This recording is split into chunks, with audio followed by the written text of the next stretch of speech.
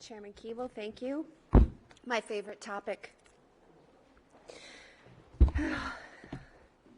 First, I just wanted to touch upon the fact that I heard Rep. Anastasia Williams, and I hear many other individuals always refer to how other people came to the United States.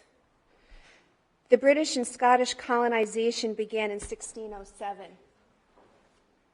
The signing of the Constitution occurred on 9/17/1787, and Ellis Island opened in 1892.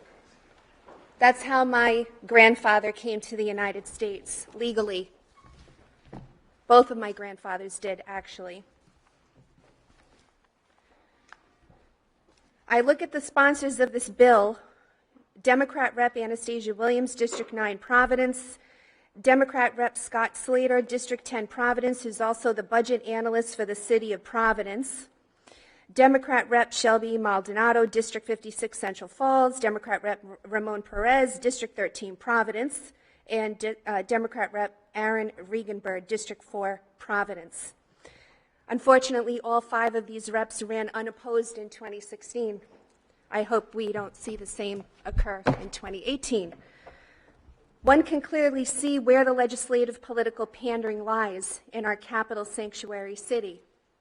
These legislators do not represent the sentiments of the majority of the people of Rhode Island, who strongly oppose giving driver's licenses to illegal aliens. It's baffling to me that a state rep and budget analyst for the city of Providence, or any state rep, endorses driver's licenses for illegal aliens.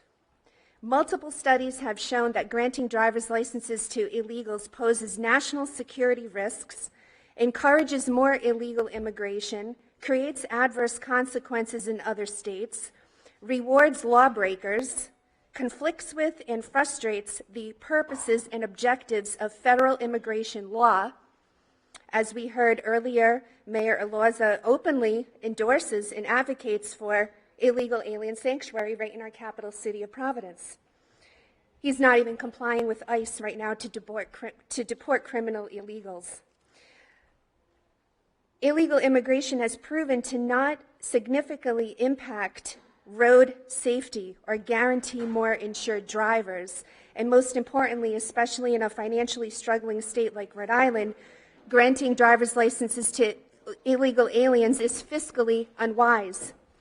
The cost of illegal immigration to Rhode Island taxpayers currently is approximately $300 million annually. The current debt per Rhode Island citizen is $11,405.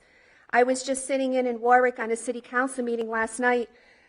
We were talking about unfunded health care liabilities for our retirees in Warwick, our city workers in Warwick when they retire, and how Warwick doesn't have, we're in debt $366 million because we can't afford to pay our city retirees. But here we are all talking about illegal immigration.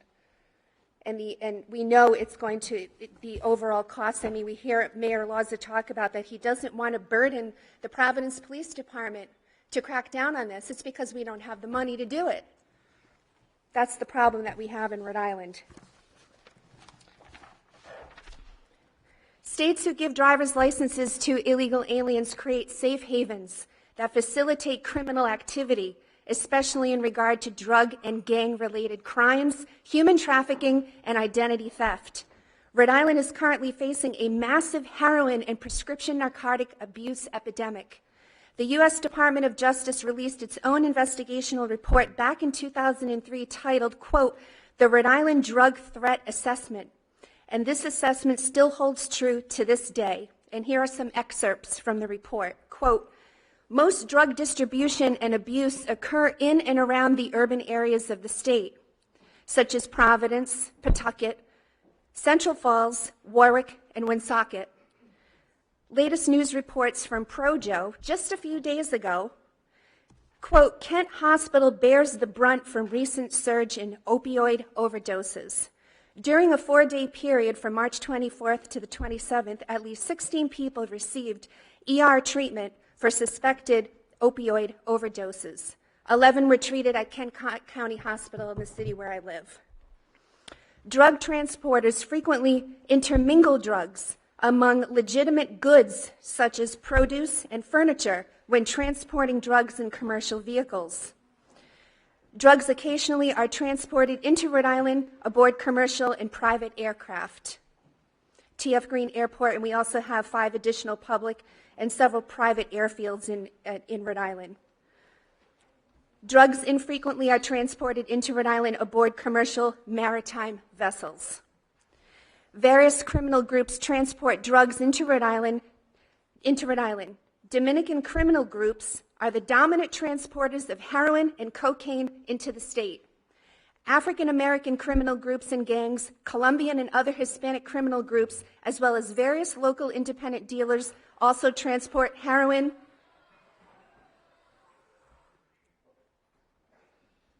Colombian and other Hispanic criminal groups, as well as various local independent dealers, also transport heroin and cocaine into Rhode Island.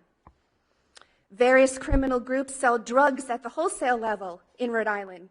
Dominican criminal groups are the primary wholesale level distributors of heroin and powdered cocaine in Rhode Island. Colombian criminal groups, among others, also distribute wholesale quantities of heroin and powdered cocaine. Retail drug distribution in Rhode Island is conducted by various criminal groups, gangs, and local independent dealers. Dominican criminal groups are the dominant retail distributors of heroin and powdered cocaine.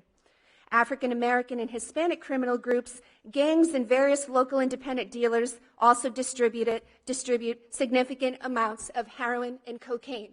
I don't know how many times I can say this, but it's in this report. But we want to invite more of this in. If state legislators were serious about cracking down on the heroin epidemic we have going on in the state, this is one bill that shouldn't even be before us today.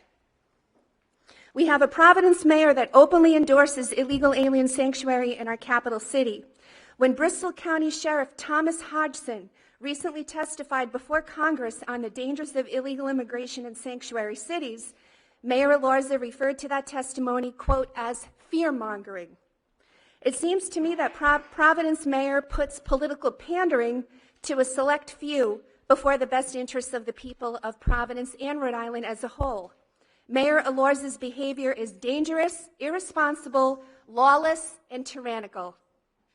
If Rhode Island leadership, I already said it, truly cared about illicit drug trafficking and resulting overdose deaths, we had 300 heroin overdose deaths just last year alone and thousands of ER treatments. The first thing they should not be doing is advocating for an illegal alien sanctuary, and secondly, not be backing a bill like H5686. This is common sense. If you make it easier for illegal activity to take place, like giving driver's licenses to illegals, you increase the potential for more illegal activity. Confucius say, one with Ivy League education may not have common sense. The United States does not, did you like that? Thank you. I'm not so sure Confucius knew about the Ivy League. Confucius say, okay? So moving on, let's not forget about voter fraud.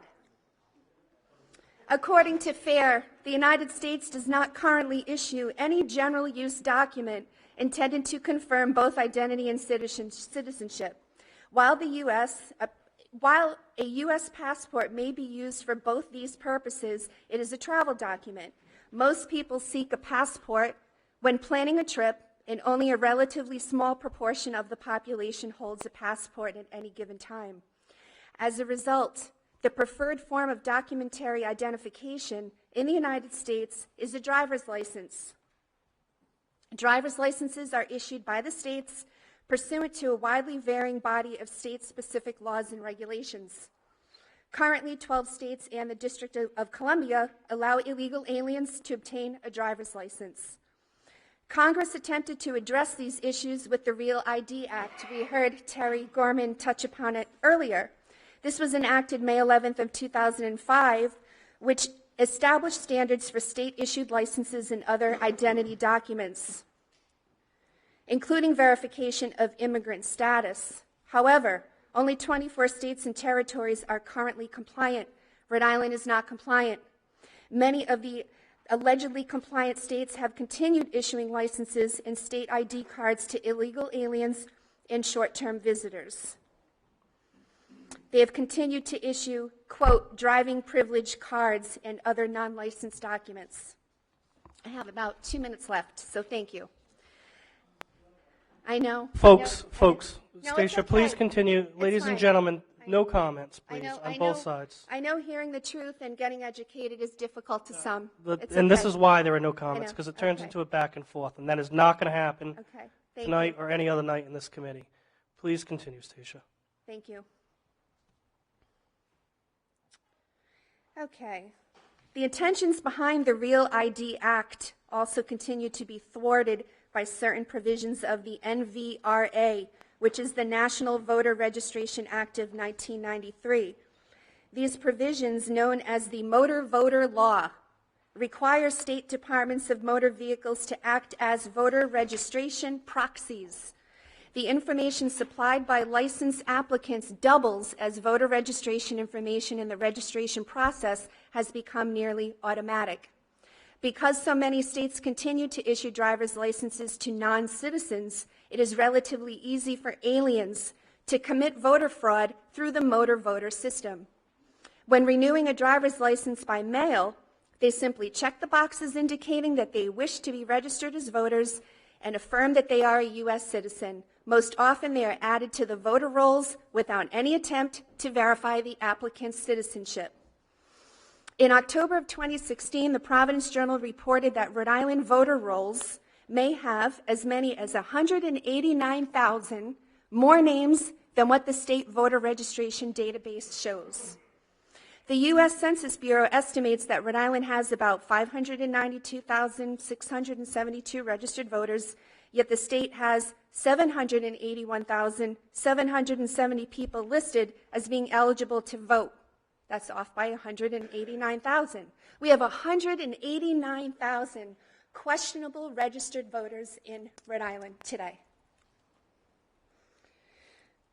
The number of people, the U.S., they call it the Death Master File, has 6.5 million individuals listed as deceased who are actually alive.